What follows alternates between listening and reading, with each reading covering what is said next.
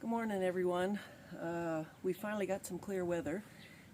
We are getting ready to do our potatoes with the new basket on the back of the harvester.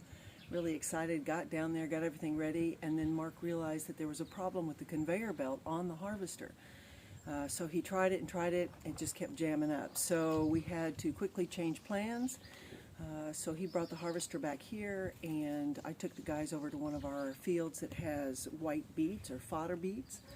There's a little bit of red beets mixed in as well. We just had a little bit of seed left over, and so we threw it into the seeder with the fodder beets.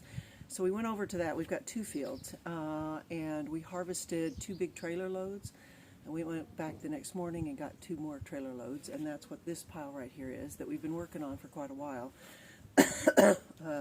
Yesterday, most of the day, and we're going to be working on it again today because that was only 40% of that field. The other field's a little bit bigger, so we're talking that we've probably only harvested 20% of our beets.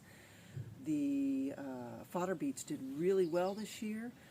We found a better spray, not quite as organic as we would like, but the other one we used before that was really good we couldn't find here, because of the war. So we sprayed a herbicide, and then we have a organic fertilizer that we spray, and they did really well.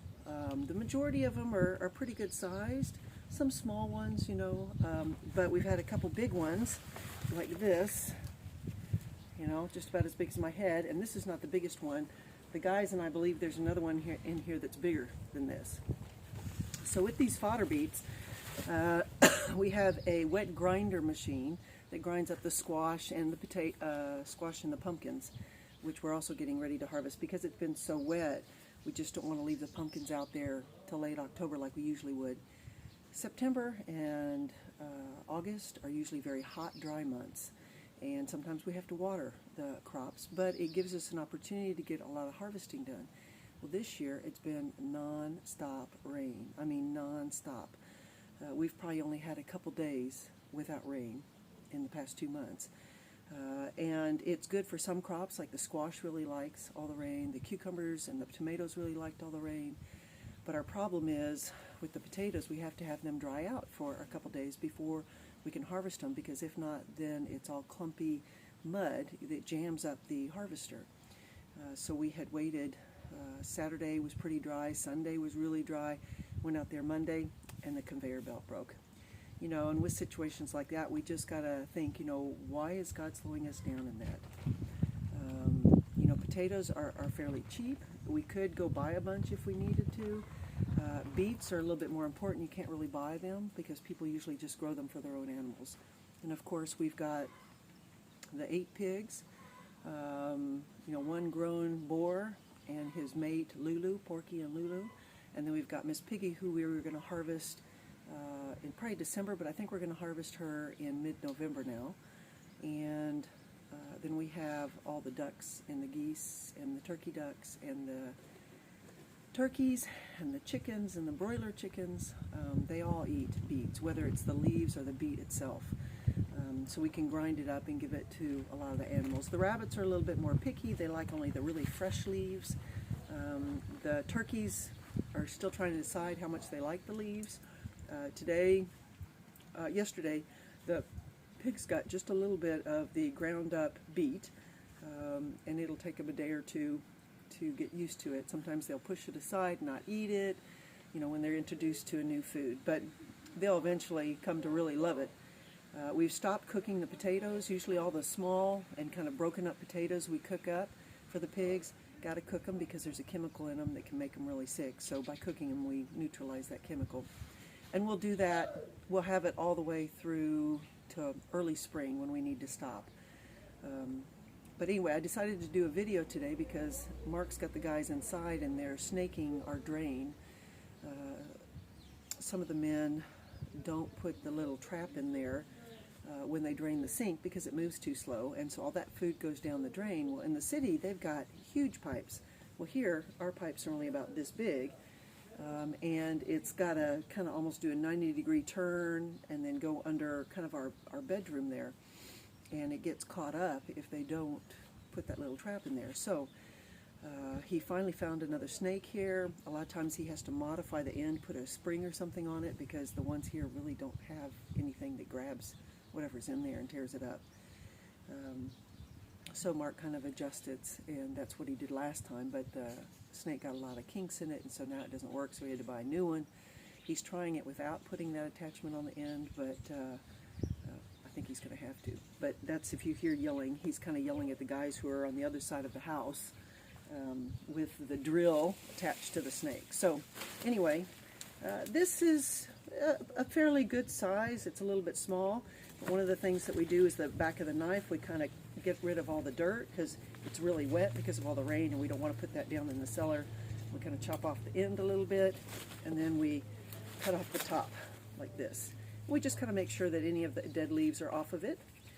Mark has created a chute on the stairs of the cellar, so we're just throwing them down the chute, and once we have enough, then we'll go down there and just kind of move them the 3 or 4 feet into the bin where they'll be, and we're going to have a lot this year. So we clean it off, we put it in buckets. I have one bucket here for the fodder beets, and there's kind of 2 different ones. There's this white one, and then there's kind of this yellow one that they call. So I think we've gotten a mixture of them that we throw in our cedar. I'm not sure that one is better than the other. And then of course we have some red beet seed that we threw in there, and we've got some red beets in our home garden too. But I picked up a red beet about this big the other day, so it's really, really big. But we're just kind of working through the pile. One of the problems is that the leaves get crisscrossed, and so they kind of get tied in there. So you can't always just pull them off. This is definitely a bigger one. This is probably a little bit more normal. So you can see it's quite big. And again, just to get rid of all the dirt on it, because it's wet. You know, if it was really dry, we wouldn't care about the dirt. But because it's wet, we don't want to put all that moisture down in our cellar.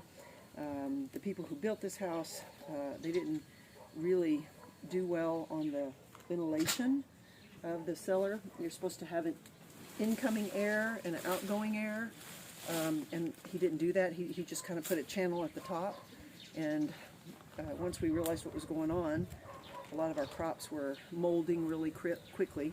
Mark put a fan down there that's kind of like a fan for a big stove hood, and it pulls out a lot of moisture, but we really need an intake. So he's kind of thinking about how we can do that. We want to extend the foundation of the house a little bit, so we would do new walls for the cellar and then build up, and that'll give us our stairs to upstairs where the men will eventually live, and the bathrooms for the men will be downstairs. But he wants to make a stronger foundation for that second floor. So as he does that, we'll have a new wall for the cellar, and then we'll be able to pull out this old wall that's here that, again, is a little bit of cement, not much. This guy never used a lot of cement in anything he did. Gravel, clay, sometimes horse manure, and hay. So we definitely don't want to build a second floor off of this. On the other part of the house, he did a pretty good rock foundation, but it wasn't tied together. It was just dirt in the middle, and then he put boards for the floor, which of course makes things very, very cold. So one of the things that we did is we tied the whole thing together with what we call a dirty floor, and then we put some rebar, had to think of the English word, rebar, into all of it, and we put down some styrofoam insulation, and then we put the clean floor on top of that, and we put all of our pipes and everything in the floor. Most of the pipes around the edge, especially for the radiators, Mark built kind of like a styrofoam box and filled it with spray foam, and then it's only got about 10 centimeters, so maybe 1.5 inches or so to 2 inches of cement on top of it. So if we ever have a problem with any of our pipes, you know, digging out the cement, we're not going to destroy the pipes. So some of our friends came over and they're like, "What are you doing? That's extra money." But once they understood what the process was, they were kind of like, "Oh, you know, construction here is quite different than in the States." You know, the pipes, they're PVC pipe, but they have this machine that has circles on each side, and it's like a heater, and you heat the 2 pieces, and then you have to put it together really quickly, and you have to put it together perfectly, because if you don't, if there's any crack, it's going to leak. So the first year or so, we had all sorts of cut pieces, you know, as Mark was learning how to do this very efficiently. So he wanted to make sure that he could get in there and fix something if something messed up. The sewer pipes, they just are in the cement a little bit, kind of under our room and under our bathroom, and then they go into the cellar. And so we can see there, you know, the pipes. So there's only a small bit of that sewer pipe that we can't get to that's buried in the cement. And that's where the blockage is right now. So he's working on that with the guys. But kind of what we do, we just pull out the beets. Like I said, we cut off the top, we clean the dirt off, cut the tip off, and put them in buckets, and then we put them down the chute, and then they'll be stored in a big bin on the right side of the cellar, and on the left side will be the red beets. And let me show you, get here behind the camera and show you how big this pile is. I'll put some pictures up as well. And again, this is what you're going to see we've already worked on for a day and a half, and this is only 20% probably of all of our beets. Let me get untangled here. Oh, I'm sorry, Molly. I just about stepped on your toe, didn't I? So, you can kind of see there all those beets. Now, Mark rigged up this tent, or this tarp over us, hooking it to the summer kitchen over here, and putting the bottle there to hold it down so all the water runs off and doesn't store on the top. He also did that on this corner here. That's our generator. We've had the electricity go out a number of times because of the storms, but let me see if I can take you back here so you can kind of get an idea of how big that whole area is. And we usually park our van there, you know, not all the time, but when we have big deliveries or something. So the leaves, as we cut them off, we fed them to a lot of the animals, and then the rest we're putting on the far end of the pavilion there. In the crates is a lot of our onions. We got them off the drying racks so we could put the beans on there. And then these will go downstairs onto a shelf above the potatoes when we get done with the potatoes. So potatoes are kind of holding this up. And that's what all these potato sacks are for. Yeah. So anyway, just to give you an idea kind of what we've been doing, a lot of work out in the field, which is why I haven't done a lot of posts. Just takes a lot of energy. All of us are a bit sore, and we still have a lot more to go. So keep us in prayer for that.